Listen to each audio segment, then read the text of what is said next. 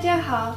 Hey everybody! Welcome back to the channel My Little Fortune Cookie. So school has finally started for a lot of people, including me, myself, and I thought that I should also make a back to school episode. So today we are going to follow the footsteps of a regular Chinese high schooler. I have never personally gone to China to study, but I have relatives and I have a cousin in China who's also in high school, and she told me a lot about her experiences. So today I want to also share her experiences with you guys and teach you guys some vocabulary along the way. So are you ready? Let's pack that backpack and let's go. 早上好. Good morning everyone. It's approximately 6 a.m. right now, and it's time to go to 学校, or school in Chinese. In China, education is heavily emphasized, and 学校 can be very stressful. Chinese high school students usually begin school at 7:30 a.m., which is a lot similar to American high schools. After arriving to school, if the weather is nice, the students get to go outside for a morning drill.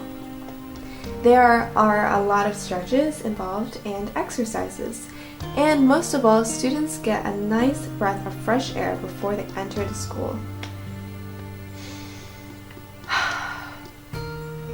That feels so relaxing.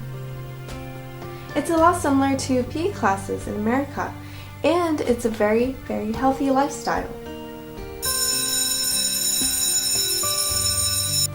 Oops, that's the bell. Right now it's approximately 8 a.m. and classes are starting. In China, there are a lot of different classes such as Chinese and literature and writing and math and science and yes, even English. Also, in China, a majority of schools require students to wear 校服 or school uniforms. I've always wanted to wear school uniforms because I thought that they can be really cute and really good looking. But in America, unfortunately, a lot of public schools do not have school uniforms. So now that the bell has rung, it's finally time to enter the 教室. 教室 means classroom in Chinese.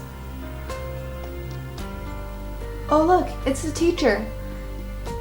Before sitting down in China, we are obligated to greet the teacher by saying 老师好. 老师 means teacher in Chinese. Chinese students are expected to treat teachers with tons of respect. After all, they are older than us and they have a lot more knowledge. In class, or 课堂, which is class in Chinese, students work from their piles of textbooks. Oh, phew, that's a lot of textbooks. Well, I guess you can also hide behind the textbooks for a little bit of nap.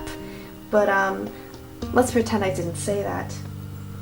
So, after a little bit of hard work, it's time to eat 午餐 or lunch. Lunch in Chinese high schools must taste delicious, since almost any Chinese dish is absolutely scrumptious. In addition, at some high schools, students are also given a 45-minute nap time break, which I think the American public school system should totally incorporate.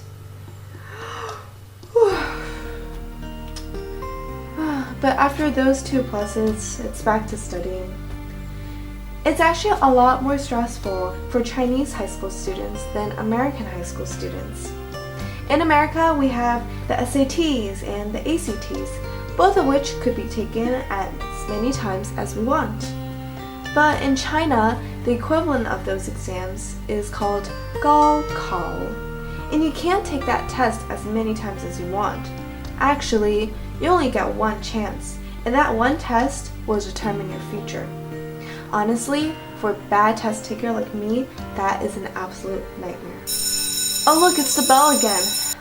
Finally, school is ending. School usually ends around 5 p.m. or 6 p.m.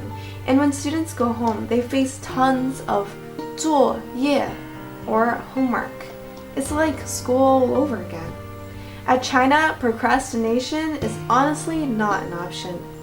My cousin in China tells me that it takes a good solid 2 to 3 hours to finish everything. And after that, Chinese high school students can finally hit the hay and, well, start another school day tomorrow. So I guess that's the end of today's school day. 晚安, good night, and see you tomorrow. School really tires me out. I hope you guys enjoyed the footsteps of a regular Chinese high school student. Now, before we end, of course, we have to open a fortune cookie. So let's see what we have for today.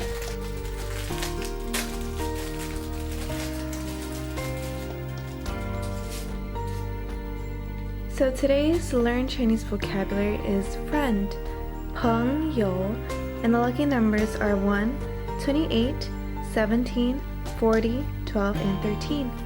And today's words of wisdom are, the mystical is not how the world is, but that it is.